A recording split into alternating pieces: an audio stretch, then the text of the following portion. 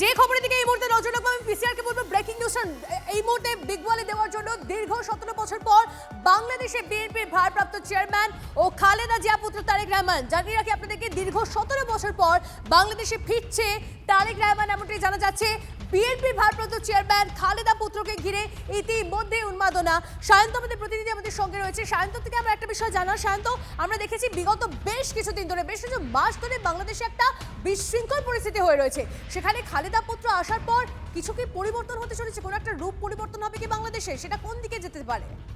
দেখো, সেই সম্ভাবনা অত্যন্ত কম, কারণ বিএনপি বনাম জামাত এই এখন কিন্তু সমীকরণ দাঁড়িয়েছে। সেখানে বিএনপি যিনি ভারপ্রাপ্ত চেয়ারম্যান তারেক রহমান, তিনি আজকে বাংলাদেশে পৌঁছেছেন এবং খালেদা জিয়ার পুত্রও বটে, এবং সেই জায়গায় দাঁড়িয়ে তিনি ভারপ্রাপ্ত চেয়ারম্যান হিসাবে কতটা গুরুত্বপূর্ণ রোল প্লে করতে পারে সেটাই কিন্তু এখন দেখার। তবে তোমাকে একটা কথা মাথায় রাখতে হবে, বাংলাদেশের অভ্যন্তরীণ পরিস্থিতি কিন্তু ভয়াবহভাবে টালমাটাল হয়ে রয়েছে।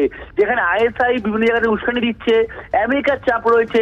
স্বাভাবিকভাবে বাংলাদেশের ছাত্রনেতা বা এই জামায়াত বা ছাত্র শিবির তারা কতটা তারেক রহমানকে মেনে নিতে পারে, বা তারা কতটা বিএনপির এই চেয়ারম্যানের সমস্ত সিদ্ধান্তকে সাদরে গ্রহণ করতে পারে, সেটাই কিন্তু এখন দেখার। তবে এটা তোমার মাথায় রাখতে হবে, গতকালই আমরা দেখেছি বিএনপির অন্যতম শক্তঘাঁটি মাগবাজারে বিস্ফোরণের ঘটনা ঘটেছে, একজন মৃত্যু হয়েছে, এবং তার আসার আগে এই ঘটনা এবং তার ঠিক পরের দিনই তারেক রহমানের এই বাংলাদেশের পৌঁছানো, এটা কিন্তু একটা রাজনৈতিক অন্য মাত্রা নিতে চলেছে বলেই মনে করছে রাজনৈতিক মহল। এবং দীর্ঘ শেখ হাসিনার আমলে একাধিক অভিযোগে অভিযুক্ত তারেক রহমান কিন্তু বিদেশেই কাটিয়ে দিয়েছে প্রায় 17 থেকে 18টা বছর, এবং তারপর আবার নতুন করে সে বাংলাদেশে আসছে, এবং সে বিএনপির ভারপ্রাপ্ত চেয়ারম্যান হিসেবে বিএনপির যাবতীয় কাজকর্ম তিনি সামলাবেন। এবং সেই জায়গায় দাঁড়িয়ে জামায়াতের সঙ্গে তার কতটা বলিবানা হয়, এবং এই জামায়াত শিবির ইউনূস প্রশাসনের সঙ্গে কতটা সমন্বয় রেখে চলতে পারে, এবং ভোটের আগে বিএনপি কতটা নিজেকে শক্তিশালী প্রমাণ করতে পারে, সেটাই কিন্তু এখন দেখার। সায়ন্ত, সব মিলিয়ে আরো একটা বিষয় একটু জানতে চাইবো যে তারকের প্রত্যাবর্তন ঘিরে যেহেতু একটা চরম উন্মাদনা রয়েছে, বিশাল সংখ্যক মানুষজন জমায়েতের একটা সম্ভাবনা রয়েছে, সেখানে দাঁড়িয়ে তার নিরাপত্তার বিষয়টা নিয়ে কি ভাবনা চিন্তা? নিরাপত্তা নিয়ে কিন্তু তারেক রহমানের যারা ঘনিষ্ঠ সহযোগী বা ঘনিষ্ঠ মহল রয়েছে তারা অত্যন্ত চিন্তিত, কারণ বাংলাদেশের সিকিউরিটি এখন সাধারণ মানুষেরই নেই। সেখানে সাধারণ তার নিরাপদ যারা নেতা, তাদের নিরাপত্তা থাকবে কোথায়? এবং নেতারা যারা পরিস্থিতি হয়ে দাঁড়িয়েছে, প্রত্যেকে কিন্তু কোনো না কোনো ভাবে হুমকির শিকার হয়ে রয়েছেন, এবং কোনো কোনো ভাবে তাদের প্রাণের আশঙ্কা রয়েছে। এই অবস্থাকে পুলিশের তরফে, সেনার তরফে কিন্তু যাবতীয় ব্যবস্থা নেবার রয়েছে।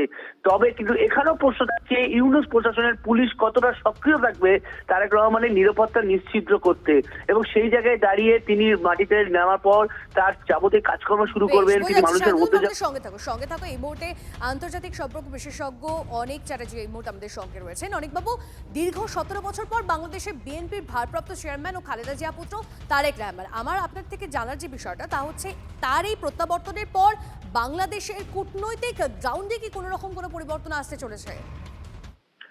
হ্যাঁ, দেখুন, তারেক ফেরার পরে বাংলাদেশের রাজনীতি কিন্তু একটু অন্যরকম মোড় নেবে।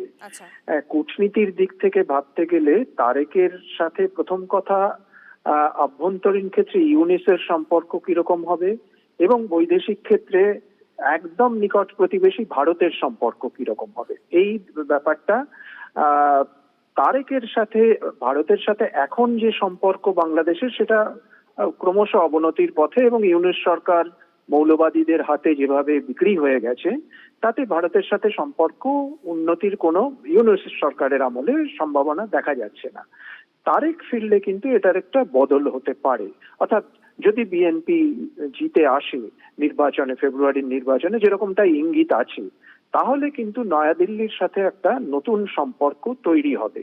কেননা বিএনপি আগে ক্ষমতায় থেকেছে, ভারতের সাথে তারা ডিল করেছে আগেও, এবং প্রথম দিকে কিছুটা উগ্রতা থাকলেও পরে তারা ভারতের সাথে কিন্তু একটা বন্ধুত্বপূর্ণ সম্পর্ক গড়ে তুলেছিল।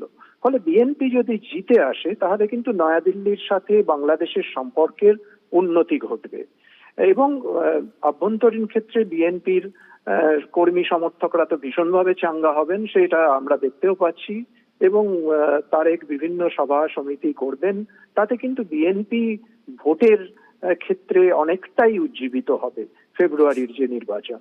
বোঝা যাচ্ছে। অনেক ধন্যবাদ গোটা বিষয়টা বিশ্লেষণ করার জন্য। কথা বলছিলাম অনিক চট্টোপাধ্যায়ের সঙ্গে।